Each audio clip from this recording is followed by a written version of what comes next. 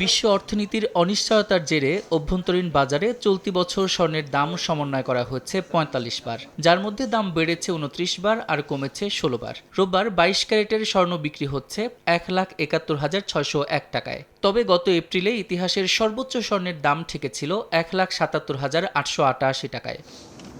এদিকে বিশ্ববাজারে স্বর্ণের দাম আউন্স প্রতি ৩,২৮০ থেকে ৩,৩৫০ ডলারের মধ্যে ওঠানামা করলেও গত এপ্রিলে এটি ছুঁয়েছিল রেকর্ড ৩,৫০০ ডলারের মাইলফলক। বিনিয়োগ ব্যাংক গোল্ডম্যান স্যাক্স স্বর্ণকে লাভজনক বিনিয়োগ উল্লেখ করে জানায়, চলতি বছরে স্বর্ণের দাম ৩,৭০০ ডলার পর্যন্ত উঠতে পারে। বিশেষজ্ঞদের মত, স্বর্ণের বাজারের এই অস্থিরতার কারণ ভূরাজনৈতিক উত্তেজনা, ডলারের দামের ওঠানামা, মূল্যস্ফীতির চাপ, ফেডারেল রিজার্ভের সুদহার, মার্কিন প্রেসিডেন্ট ডোনাল্ড ট্রাম্পের শুল্ক নিয়ে নাটকীয়তা। তবে স্বর্ণকে লাভজনক বিনিয়োগ বলা হলেও অস্থিরতা কমলে মূল্যবান এই ধাতুর দাম কমতে পারে বলে সতর্ক করেছেন তারা। সাদিক হাসান ইমন, সময় সংবাদ, ঢাকা।